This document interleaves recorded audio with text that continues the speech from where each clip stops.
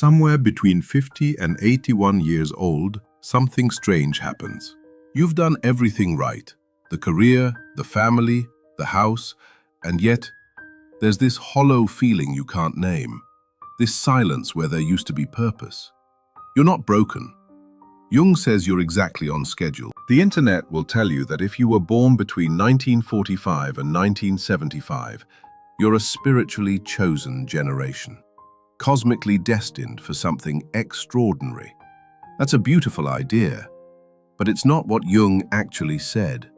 What he said is far more demanding and far more real, because Jung's version of destiny isn't a reward, it's a confrontation.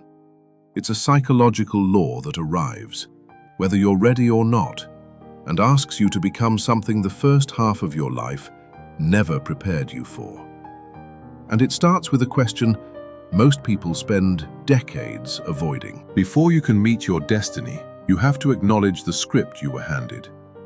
You didn't choose the lines you've been reciting for the last 40 years.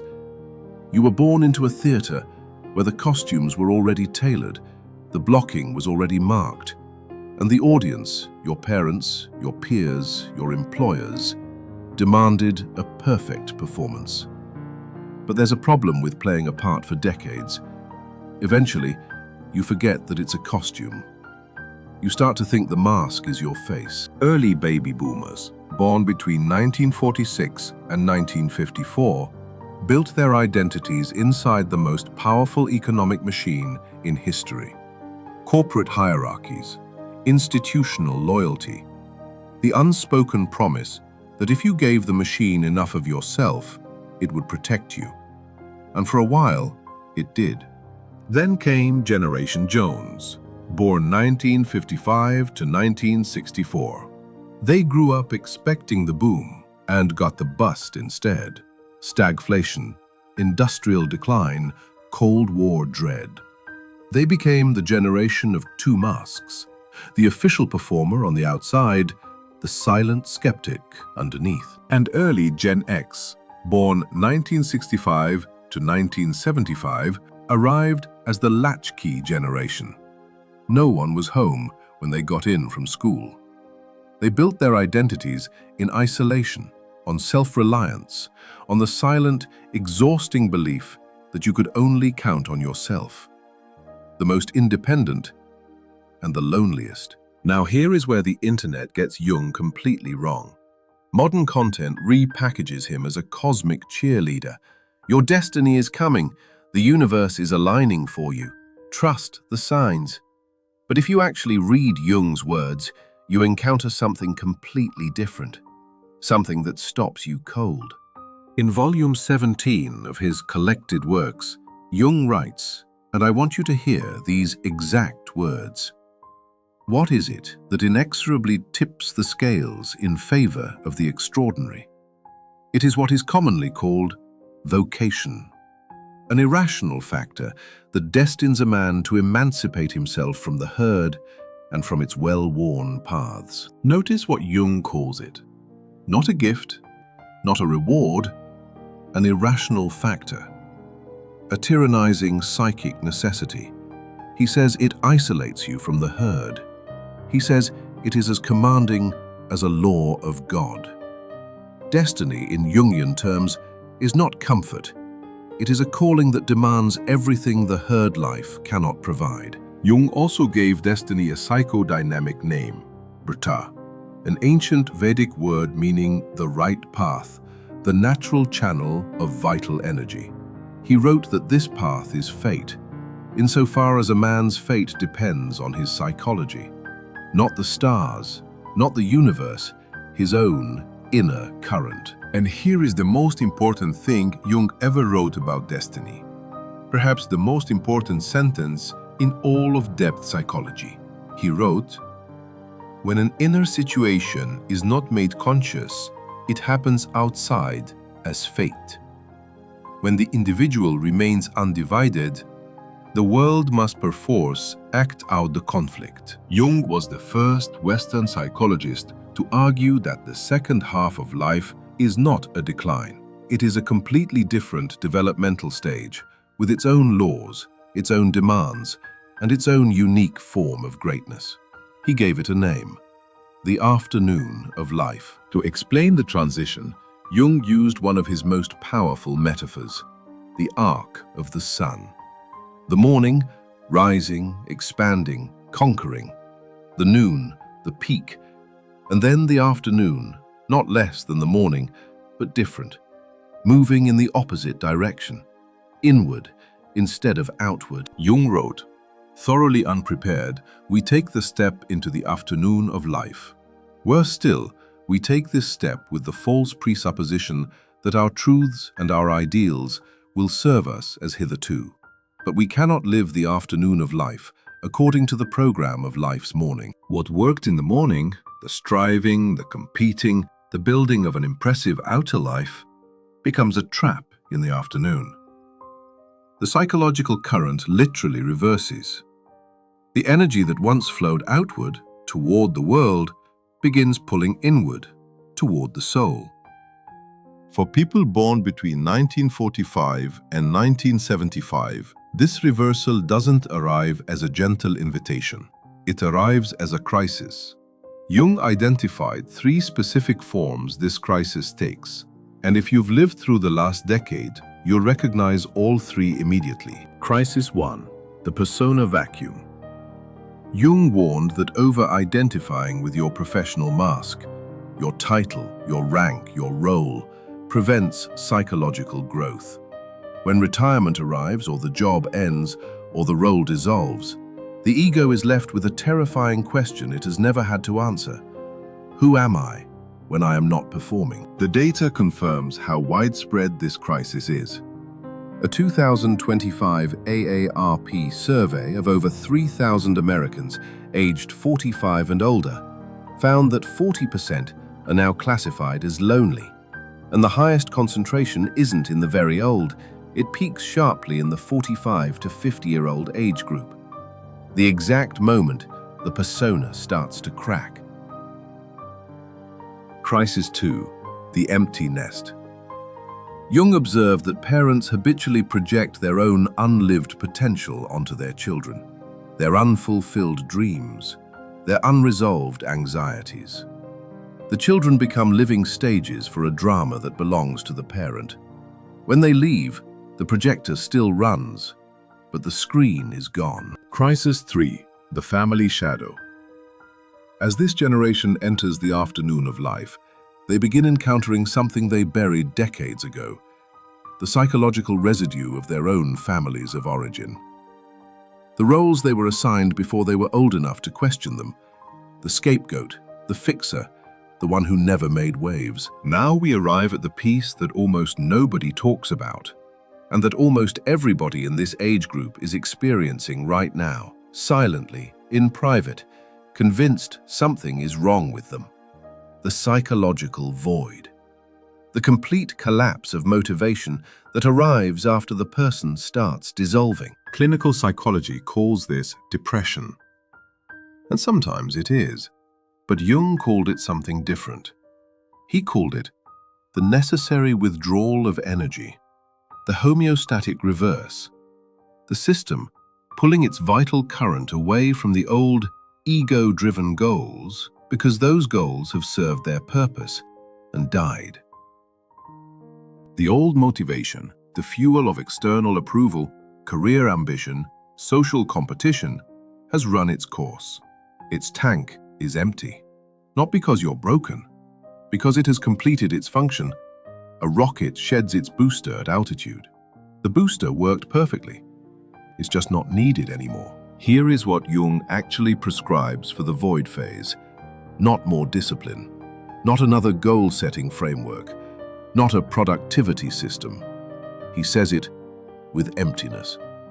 Learn to tolerate the anxiety of the in-between, because the new vitality, the self-directed vitality, cannot emerge until the old ego vitality has fully died. The most powerful evidence that Jung's framework describes reality isn't in the textbooks. It's in the lives of people who, born inside this exact generation, found themselves forced by inner law to dismantle their first act and build an entirely different second one. Alan Rickman, born in London, 1946, spent his young adulthood as a graphic designer, stable, successful, performing his assigned role perfectly. Then, in his late 20s, something happened. The inner voice, the vocation, became undeniable. He walked into RADA. He left the design business behind. He didn't get his breakthrough Hollywood role until he was 42. Hans Gruber, Die Hard, the world applauded. But Jung would have focused on a different moment, the 1 year earlier, when Rickman chose to obey the law that commanded him from within. Before anyone was watching, before the applause existed. Vera Wang, born in New York in 1948, elite figure skater. Then, when she failed to make the 1968 Olympic team, she didn't collapse. She pivoted to fashion journalism. 16 years at Vogue. Then, at 40, another inner reckoning. The bridal industry felt wrong. She designed her own wedding gown, built her boutique. Eckhart Tolle, born 1948. Built an intellectual, academic persona at Cambridge to compensate for devastating childhood trauma. And then, at 29, the persona collapsed entirely. Overnight, his ego dissolved in a psychological crisis so total, so disorienting, that it took years to understand what had happened. Susan Boyle, born in Scotland, 1961. Decades of isolation, learning difficulties, social invisibility. Her voice, one of the most powerful in a generation, was completely unexpressed to the world. Then, at 48, she walked onto a stage. The audience laughed. She opened her mouth. The world went silent.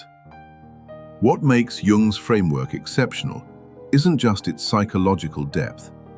It's that modern neuroscience is independently arriving at the same conclusions, through brain imaging, not philosophy. And the findings should stop you in your tracks. The Midas Neuroscience Project, funded by the National Institute on Aging, scanned the brains of 138 adults, averaging 65 years old. They were looking for something specific. Does purpose in life actually change the physical structure of the brain? The answer was yes, dramatically. Individuals who scored highly on purpose in life showed significantly better microstructural health in their white matter and their right hippocampus. The hippocampus, your memory gateway, your stress regulator, the structure most vulnerable to the cortisol of a purposeless life, was literally, physically preserved. The Harvard Study of Adult Development, the longest study of human development in history, running since 1938, found something even more striking. The single greatest predictor of whether a person thrives at 80 is not their genetics, not their cholesterol, not their income. It's their relationship satisfaction at age 50. And the data on purpose and dementia is almost impossible to believe. A 15-year follow-up of nearly 14,000 adults found that a strong sense of purpose produced a 28% lower risk of developing cognitive impairment or dementia, even after accounting for forge, genetics, and depression.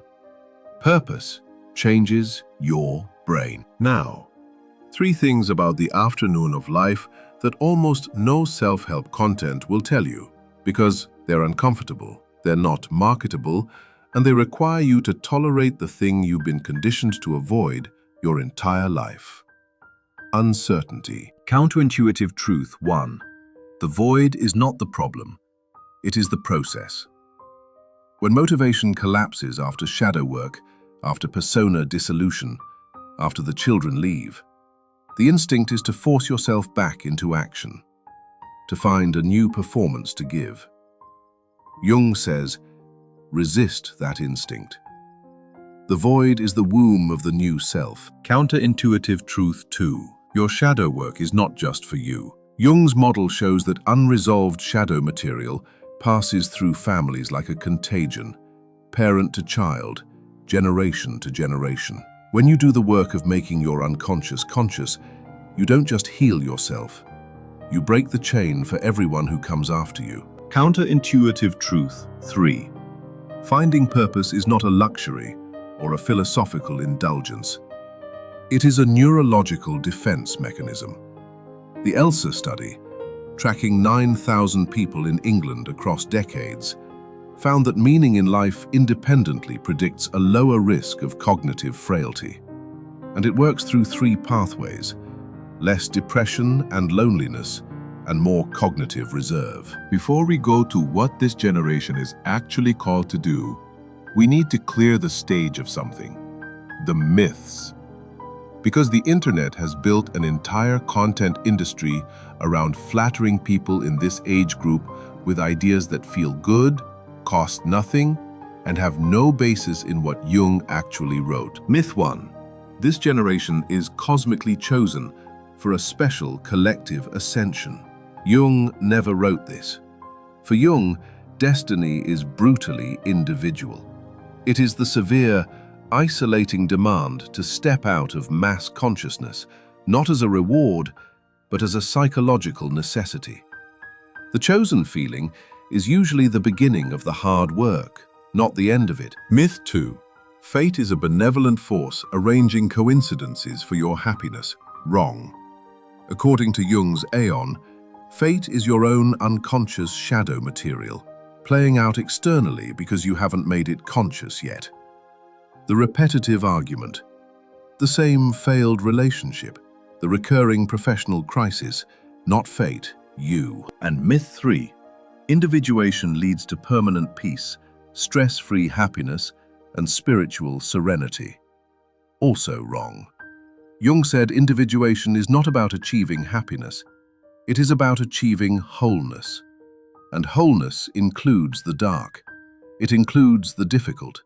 It includes things that are genuinely hard to face. So what do you actually do? Not in a passive, wait for the signs way. In the rigorous, psychologically demanding, Jungian way. The first practice Jung prescribed for the afternoon of life is what he called active imagination, a disciplined, structured dialogue with the images of the unconscious, starting with your dreams. The second practice, projection withdrawal.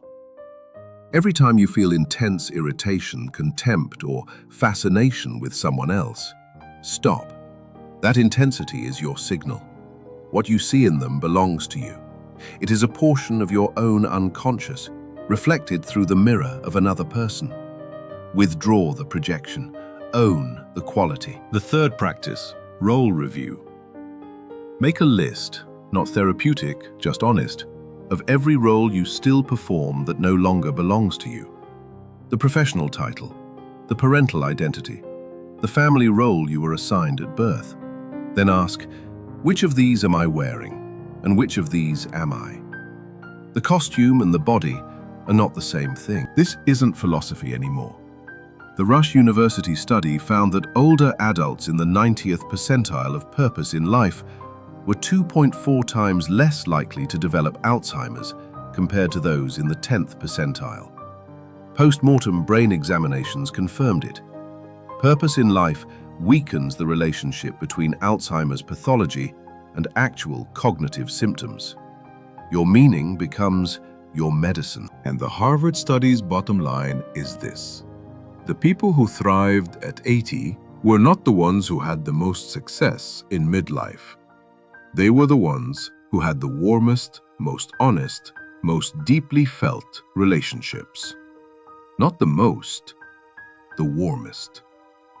One truly known person at 50 is worth more to your brain than 1,000 professional contacts. So here is what Jung's hidden destiny actually is for the generation born between 1945 and 1975.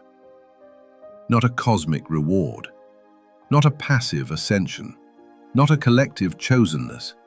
It is the most individual, most demanding, most psychologically rigorous act a human being can perform, making the unconscious conscious before the curtain falls. Your professional title is a costume. Your parental role is a costume. The family role you've played since childhood is a costume. And all of them served you. They were necessary. You were extraordinary in them. But Jung says, in the afternoon of life, the costume is not the destiny. What's underneath it is. But here's the thing nobody tells you about the afternoon of life. Once you begin this work, once you start withdrawing projections and integrating shadow, you encounter a new problem. Your relationships change. Some get deeper than you ever imagined possible, and some, the ones built entirely on the old costume, begin to fall away. What Jung says about that process and how to navigate it without losing yourself or the people who matter, that's the next video.